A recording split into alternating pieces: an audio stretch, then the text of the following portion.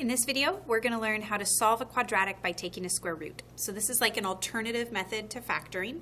We're going to learn lots of different methods.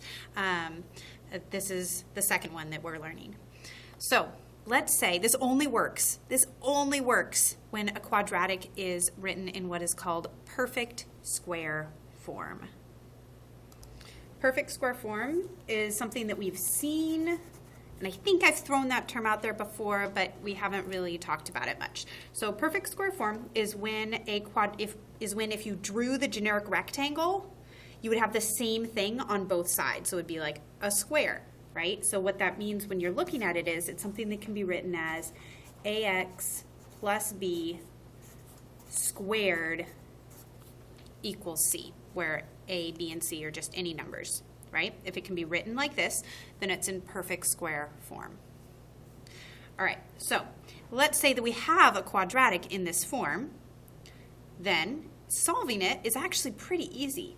So if we take, let's say, 3x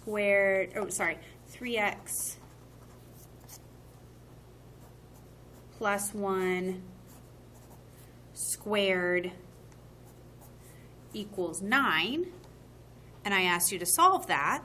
Actually, no. Let's do 3x plus 1 squared equals 0. Sorry.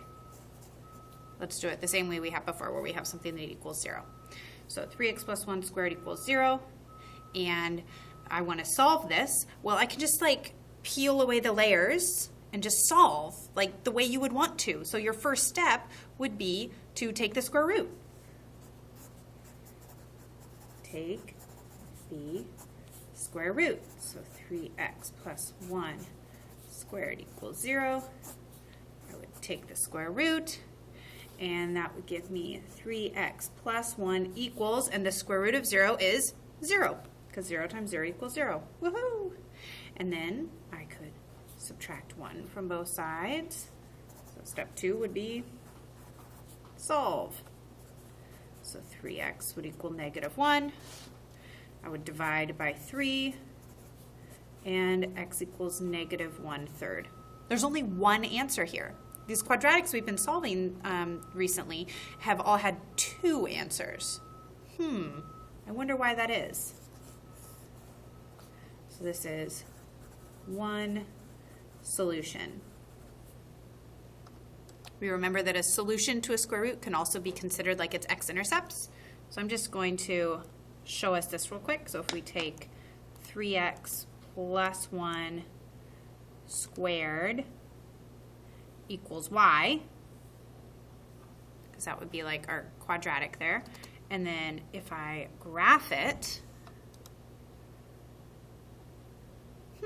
interesting. It looks like it hits just right on the x-axis. If you threw this in Desmos, you could zoom in and you could see that that's true, that it just hits right on the x-axis. I can't actually zoom in here.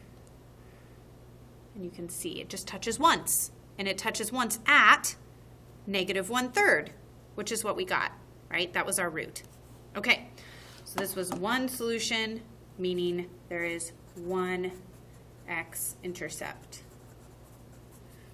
All right, let's try another example. Let's say we have 5x minus 2 squared equals -1.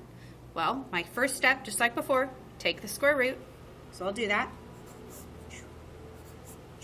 On this side, that leaves me with 5x minus 2. On this side, it leaves me with, the square root of -1. We should know deep inside our soul that this is a problem because it is not a real number.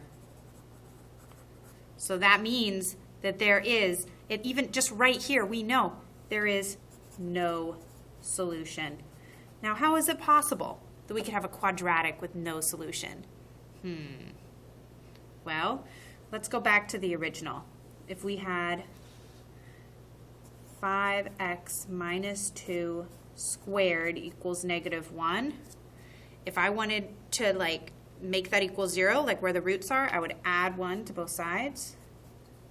So 5x minus 2 squared plus 1 equals 0.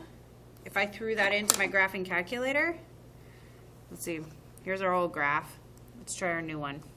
Let's do parentheses 5x minus 2 squared plus 1, and then graph it.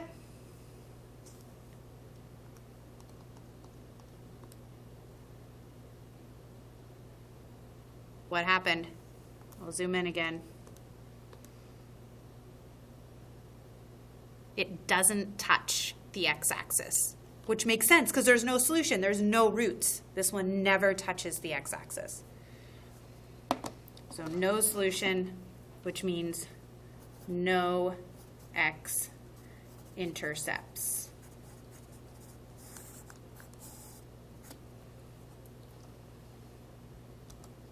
All right, let's do another one. We're still trying to find something that's going to give us two solutions.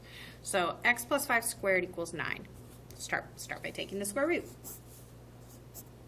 Once again, I'm only allowed to take the square root here because like this is the only thing on this side is something that has a square on it. If there was like a plus 1 hanging out over here, I couldn't do it because then like taking that square root wouldn't work that way.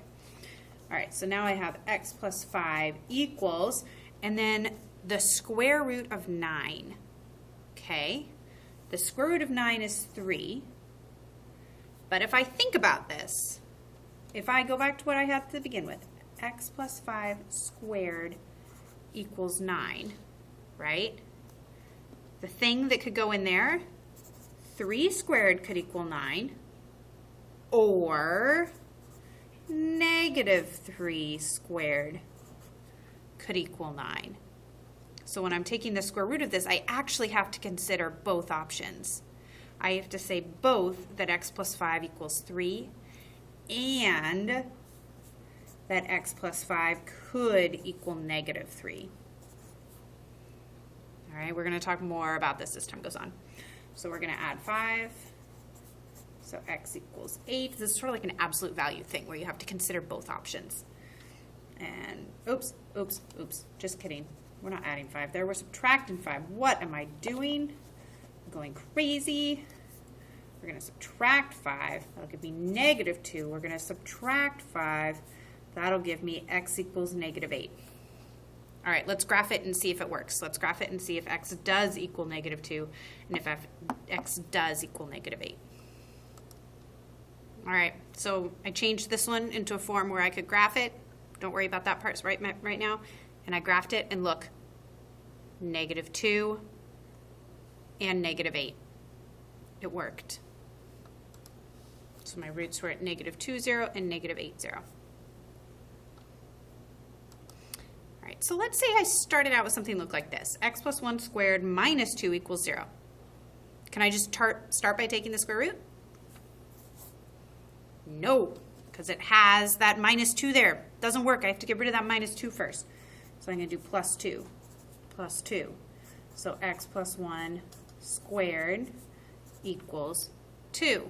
So I guess my real first step is to make sure the ax plus b squared thing is alone.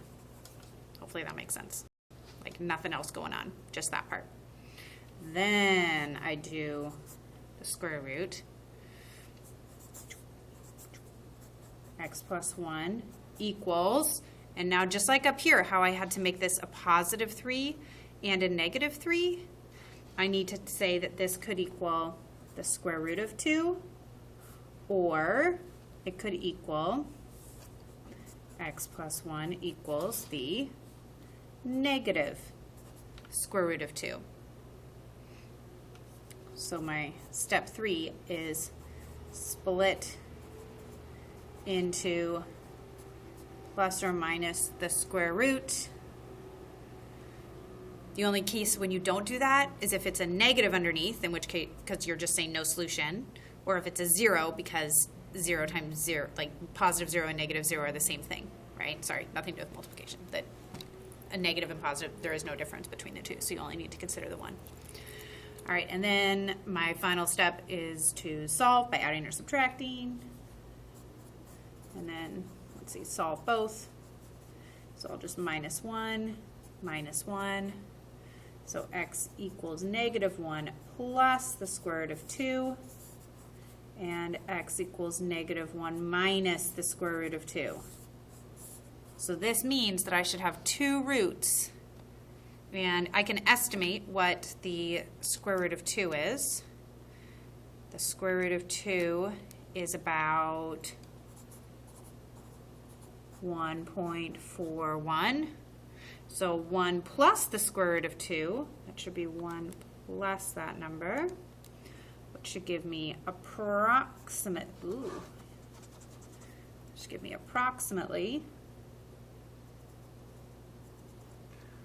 2.41. So I'll say about 2.4. No, just kidding. That's a -1, not a +1. So -1 plus 1.41 would be about 0.4. And -1 minus that would be about -2.4. So let's look at our graph and see if that's where my roots actually are. So I'm typing in the thing we used to begin with. And I'm going to hit graph. And I end up with one x-intercept being, that looks like -2.5. That's good. That's about what we had. And positive 0.5-ish. Positive 0.4. Okay? So by taking a square root, we can find, these are called irrational roots. So 2 because they have an irrational number in them. 2 irrational roots. These could not be found by factoring. We were just lucky that this time they happened to be written in perfect square form. If they were not in perfect square form and we were trying to factor it, we'd end up with something unfactorable. And we might be tricked into thinking there was no solution. But then you could graph it and see, wait, but there is a solution. There is. So it cannot be found by factoring. You need to use an alternative method like this. And you'll find ways to get around it for when they're not already written in perfect square form. Cannot be found by factoring. All right, for your practice problem, I want you to solve this quadratic by taking the square root. Solve by taking the square root. There's a step you need to do first before you can take the square root though. Make sure you see what that step is. If you're not sure, then rewind and rewatch the last couple minutes. Good luck. Make sure you give me both answers. There should be 2 answers. If you only get one answer, then rewind to the very beginning and rewatch this video.